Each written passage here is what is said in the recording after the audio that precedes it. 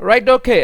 So excise 1.1 చూసుకున్నట్లయితే మనకి NCERT text బుక్లో మనకి ఇంపార్టెంట్ క్వశ్చన్ అనమాట ఇది, Euclid division algorithm. So question చదివినట్టయితే use Euclid's division algorithm to find the HCF of 135 and 225. This is first question, and second question is 196 and 38,220, and similarly we have third question 867 and 255. So okay then, first we have to use Euclid's division algorithm to find HCF. See, we have different methods to find HCF, but here he is asking particularly to use Euclid division algorithm method. Okay, so let me start with the first question, then we can understand remaining two questions.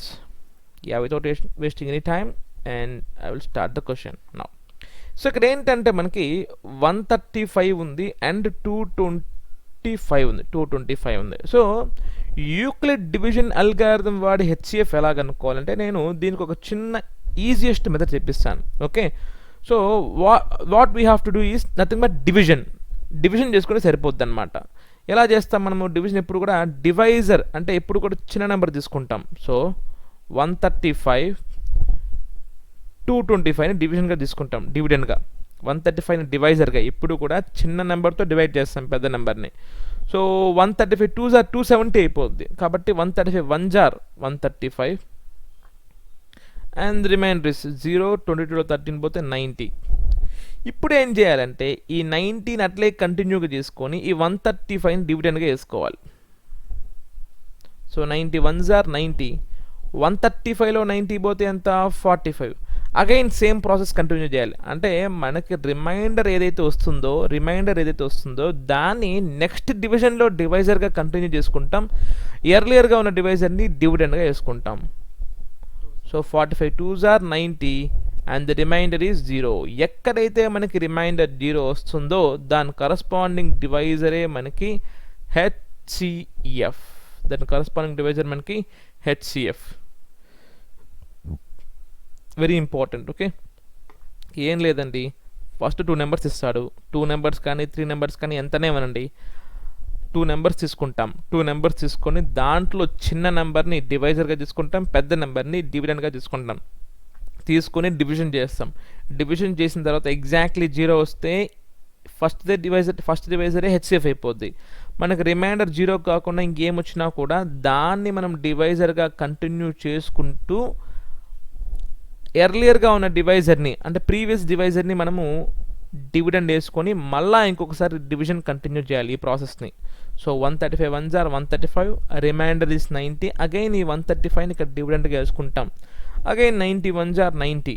ఎందుకు 90 2s are 180, పెద్ద number అయిపోద్ది కాబట్టి 90 1s are 90. So 135లో 90 పోతే ఎంత 45. Again reminder 45ని మనం డివైజర్గా వేసుకుంటాం, ఈ 90ని డివిడెండ్గా వేసుకుంటా. 45 2s are 90 and the remainder is 0. ఎక్కడైతే రిమైండర్ 0 వచ్చిందో దాని కరస్పాండింగ్ డివైజరే మనకి హెచ్సిఎఫ్. ఓకే, ఇప్పుడు దీన్ని ఎలా రాయాలంటే మనం way of representation very important. ఇక్కడతో వదిలేయకూడదు. మనం ఎలా రాయాలంటే we have this division rule, dividend is equal to divisor into quotient plus remainder, dividend is equal to divisor into quotient plus remainder. Dividend is equal to divisor into quotient plus remainder.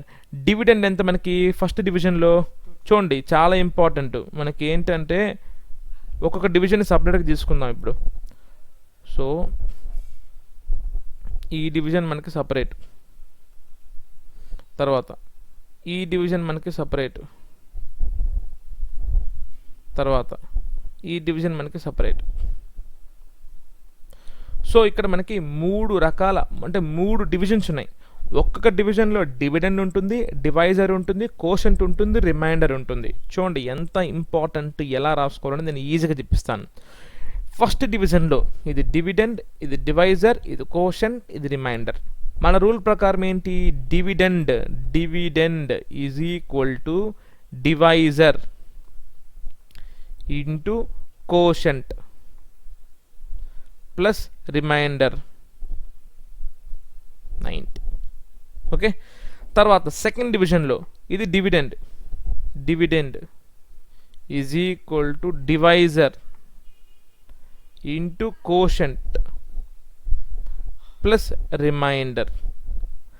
Third డివిజన్లో dividend is equal to divisor into quotient plus reminder.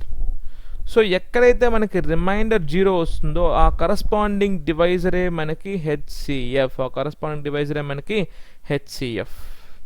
That's it. Okay, so first division వేసుకుంటాం, reminder 0 వచ్చేంత వరకు మనం division continue చేస్తాం division ప్రాసెస్ని. So దీన్నే Euclid division అంటాం. Okay, తర్వాత ఏంటంటే మనము ఈ వే ఆఫ్ ప్రజెంటేషన్ అనేది ఏ విధంగా రాయాలంటే dividend is equal to divisor into caution plus remainder అని రాసి, సో మనకు వచ్చిన డివిజన్స్లో ఉన్న స్టెప్స్ అంతా కూడా మనము సెంటెన్స్ ఫార్మాట్లో అంటే న్యూమరికల్ ఫామ్లో రాస్తాం. ఓకే, రాసుకుంటే మనకి హెచ్సిఎఫ్ వస్తుంది అనమాట. Right, thank you.